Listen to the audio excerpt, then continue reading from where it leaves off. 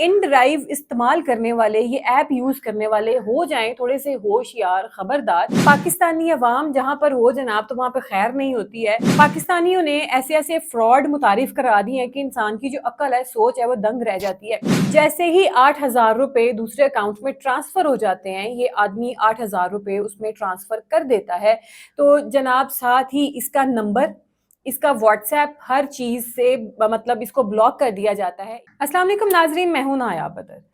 ناظرین، آج کل جیسا کہ آپ سب جانتے ہیں ڈیجیٹل کا دور ہے، اور ڈیجیٹل نے بہت ساری آسانیاں بھی پیدا کر لی ہیں ہم انسانوں کے لیے۔ اور ہم لوگ جو کافی رشی ایریا میں رہتے ہیں، جیسے لاہور ہو گیا، اسلام آباد ہو گیا، کراچی ہو گیا، یہاں پر ایک جگہ سے دوسری جگہ آنے کے لیے آپ مختلف ایپ یوز کرتے ہیں، جس میں ان ڈرائیو بھی آتی ہے، ینگو بھی آتی ہے، اوبر بھی آتی ہے۔ اس طریقے کی جو ہیں ایپس وہ متعارف کرائی گئی ہیں ڈیجیٹل نے، تاکہ لوگ جو ہیں بآسانی طریقے کے ساتھ ایک جگہ سے دوسری جگہ موو ہو سکیں۔ آپ کے لیے بہت ساری آسانی پیدا اس لیے بھی کی ہے کہ آپ لوکل نہ ادھر ادھر کھجل ہوں اور آرام سے اپنے دروازے سے ڈور ٹو ڈور اگلی ڈیسٹینیشن تک چلے جائیں۔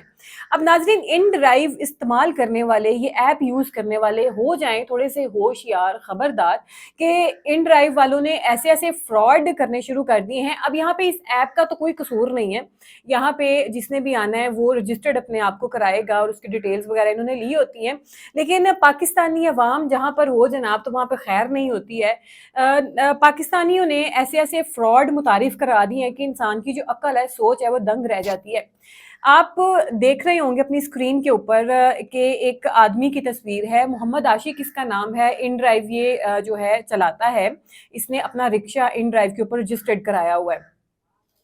اور یہ ان ڈرائیو چلاتا ہے۔ یہ اس کی کہانی کچھ ایسی ہے کہ یہ کہتا ہے کہ میں نے ایک رائڈ جو ہے وہ بک کی۔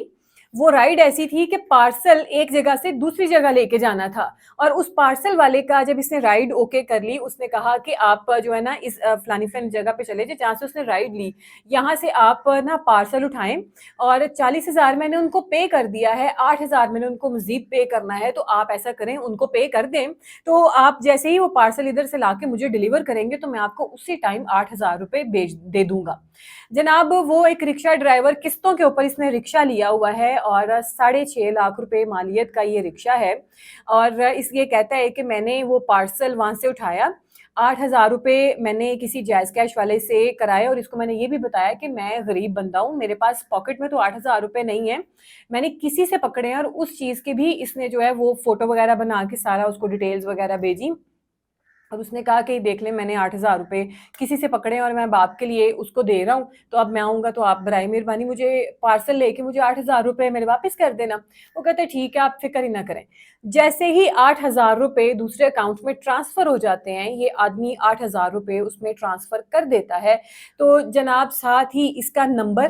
اس کا واٹس ایپ، ہر چیز سے مطلب اس کو بلاک کر دیا جاتا ہے۔ ایون جس نمبر پہ اس نے جائز کیش پیسے کرائے ہوتے ہیں وہاں سے بھی اس کو بلاک کر دیا جاتا ہے۔ اب وہ بندہ بیچارہ سر پکڑ کے رو رہا ہے کہ میں غریب بندہ ہوں، میری پاکٹ میں پیسے بھی کوئی نہیں ہے، تو یہ کس طریقے کا فراڈ کیا ہے۔ اور پھر اس نے پولیس والوں سے رابطہ کیا، انہوں نے کہا جی کہ یہ تو کسی قسم کا، کسی نوعیت کا ہمیں کیس نہیں لگتا ہے، اس میں ہم کیا کر سکتے ہیں، اس میں کچھ نہیں ہو سکتا، چلو جاؤ شاباش۔ اس کو پولیس والوں نے بھی کہا کہ ٹھیک ہے آپ جا سکتے ہیں، ہمیں نہیں پتا، ہمیں سمجھ ہی نہیں آ رہی اس کیس کی، مطلب کہ پولیس والوں نے بھی اس کو کوئی ہاتھ نہیں پکڑایا اس بیچارے غریب آدمی کو۔ ناظرین، جیسا کہ آپ کو پتا ہے کہ پاکستانی معیشت پہلے ہی خسارے میں ہے، کھٹائی میں جا رہی ہے، اور یہاں پر اتنی زیادہ غربت اور مہنگائی ہے کہ لوگ خودکشیاں کر رہے ہیں، لوگ گھروں کے جو بجلی کے بل ہیں وہ پے کرنے کے لیے اپنا جو گھر کا ضروری سامان ہے وہ بیچ دیتے ہیں، زیور بیچ دیتے ہیں، اپنی بچیوں کی بالیاں بیچ دیتے ہیں، اس طریقے سے وہ اپنا گزر بسر کر رہے ہیں یہاں پہ۔ اور اس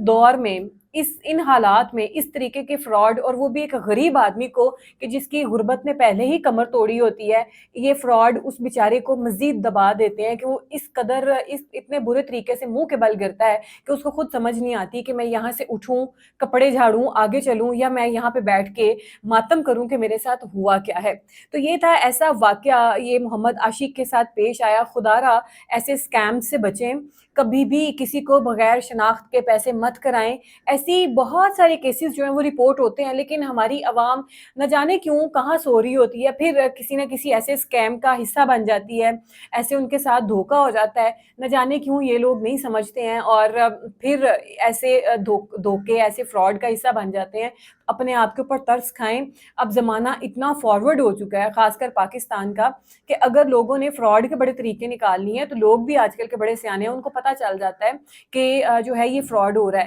تو خدا را اتنے معصوم مت بنیں اور اپنی صرف اپنی ذات کی طرف دیکھیں. یہ جو ورنہ محمد عاشق کا انجام آپ دیکھ رہے ہیں کہ بیچارے نے ایک تو نیکی کی اور نیکی کس طریقے سے اس کے گلے پڑ گئی.